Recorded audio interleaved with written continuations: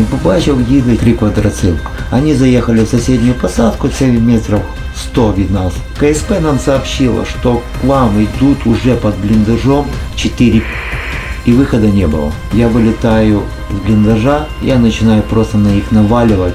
И они такие: не, мы все сдаемся. Я говорю: сколько вас? Нас 4. И, говорю, при выходе из посадки по очереди скидываете, говорю, автоматы свои, скидываете броню и становитесь на колени, руки за голову. И они по очереди вышли, они как увидели, что я находился один там, они, конечно, были...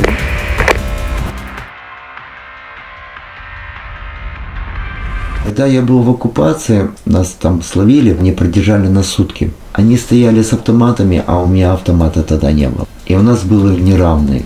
А тут и у меня был автомат. И тут оказался я сильнее. И неважно, сколько их было, там 4 или там 1 или 2. Если у тебя есть тоже оружие, ты тоже можешь быть сильным человеком. Даешь ли ты согласие на съемку? Даю. Да, конечно, даю. Немножко переночевали, минут 20, наверное, вот это чуть-чуть. Нас к сержанту подняли.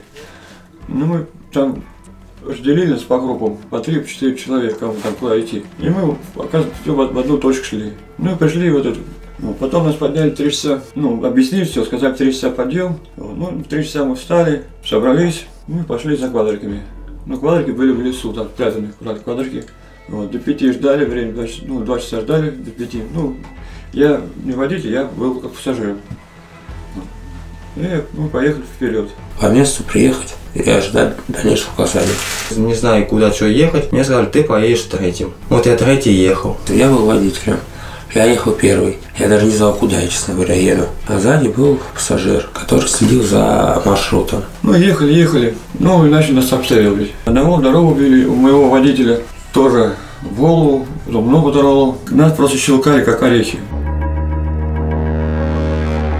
И побачив їде 3 квадроцикла. Они заехали в соседнюю посадку, целый метров 100 від нас. Начали работать наши ребята-дрончики. Очень большое им спасибо. Молодцы, отработали они шикарно. Планировалось заехать 6 человек. Утру оказалось, получается, 5 экипажей, то есть 10. Но 2 я, как таковых, увидел только, узнал только в конце, что они были. Мы с них вышли, и все, и прилетели дроны. Мы даже сесть не успели практически, мы убежали оттуда. Мы оттуда хотели убежать, у нас не получилось, мы были бы рады это сделать. Сразу двух за 200 водителя и этого, и 2-го номера. Вот, 2 группы мы спрятались в блиндаж. Птички сразу блиндаж раздал, ну, верхушку всю, раскололи, начали вовнутрь кидать. Рюкзаков у нас уже ни у кого не хватает, все на квадроцикле взорвались, потому что мы не успели слезть с них, сразу дроны атаковали. Ну, задачи просто, я не знаю, заехать на точку какую-то и держаться для укрепления какого-то, не знаю. Ничего не сказали, поехали вслепую, как котята даже. Я даже стрелять человека не видел ни разу никакого. КСП нам сообщило, что к вам идут уже под блиндажом 4 И были выстрелы по нам, мы делали выстрелы в ответ. Полетели ихние дроны, начали и впивишки ихние, и скиды были. Так получилось, что 2 моих побратима в спостережном пункте. А один побратим, він сидел как раз чуть-чуть в блиндаже и помогал мне заряжать магазин. Я говорю: ты не вылазь отсюда, но смысла нету вылезти вдвоем, и там прилетело и FPV, даже какой-то скид от Мавика, и 2 просто 300 это в луч. Мы поняли, что это не выход там оставаться в этом блиндаже. Мы выбежали и побежали в ближайшую лесополосу. И выхода не было. Я вылетаю с блиндажа на улицу, и я знаю, что они перед блиндажом. Я начинаю просто на них наваливать. И я по им наваливаю, подхожу ближе. Я понимаю, что у меня должны закончиться уже патроны. Я беру гранату и кидаю туда гранату. Когда туда начали подбегать, начали быть выстрелы. Начали стрелять. Вот так легли, да, пусть летят. Вот мы спрыгнули в ямку. 2 наверху остались. Потом прилетела граната. Я говорю, и мне тут в пятку прям гранат как и попал в пятку прям. Вот он прям насквозь прям. Вот я кричу. Слышу там что-то стон небольшой. Говорю: в нас тут много, говорю, будешь жить, выходи, нас тут много, вы не вытянете. А деваться некуда, потому что я кричу: мы сдаемся, не стреляйте, пожалуйста, не стреляйте, вдруг задержите, не стреляйте. Мы выбежали и побежали в ближайшую лесополосу. Мы поняли, что здесь недалеко блиндаж, что мы не знали, наш или украинский. Вышел один, он пустил автоматную очередь и кинул гранату. Вот, сразу предложили сдаться. И они такие, не, мы все сдаемся. Я говорю, сколько вас? Нас 4. В этот момент я перезаряжаюсь и говорю, при выходе из посадки по очереди скидываете, говорю, автоматы свои, скидываете броню и становитесь на колени, руки за голову. И они по очереди вышли, они как увидели, что я находился один там. Ну и побросали, я ребятам говорю, ребята, выходите, давайте, нас все равно перестреляют всех. Ну, выпустил на поле, чтобы мы скинули бронежилеты, откинули оружие, ну, все оружие, и потом нацелили блиндаж. Вот, и как бы к нам неплохую помощь нам оказали, первую помощь. И...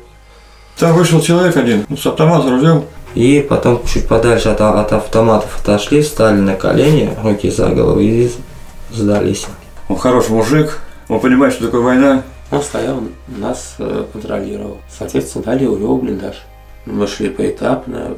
Вначале возле блиндажа проверили, соответственно. Вот, и, соответственно, проверили, ну, как заводили уже. Очень грамотный боец. Они все вышли, я подвел уже этот и завел их тогда уже в блиндаж. Осколочно раненые, одного было на вылет на этот. Перемотал их, чтобы они не истекали, массивной кровотечи у них не было. Дали им воды, дали им сигарет, сказали, никто их убивать не будет, чтобы они не боялись. Все, они, в принципе, чемно себя поводили. Это они говорят, что им, они в один голос говорили одно. Не сдавайтесь ни в коем случае в плен по той причине, то, что с вами, над вами будут там издеваться, вас будут избивать, вас там будут резать. Они, когда уже попали к нам, когда мы их связали, вы бы видели их глаза, они были перепуганные, они очень были перепуганы. Я говорю, да не бойся, я говорю, не буду тебя резать, убивать там. Ты шо? Я говорю, никто тебя не трогает, на тебе воды, на тебе вам сигареты. Они буквально, вот, ну я не знаю, минут 30-40, они боялись дышать. А нам вот говорят, я говорю, ты потом придешь, когда на обмен к себе, только скажи это правду, не побойся. И они нам говорят, что у нас тут в плену, нас просто будут тут истязать, там, бить, там, ну там чуть ли не по частям резать. Я говорю, кто тебя режет? Да не, мы вот это. Я говорю, вот приедешь на обмене, потом расскажешь, как к тебе относились. По тяжелым ранам сразу как бы перебинтовали нас, предложили воды сразу.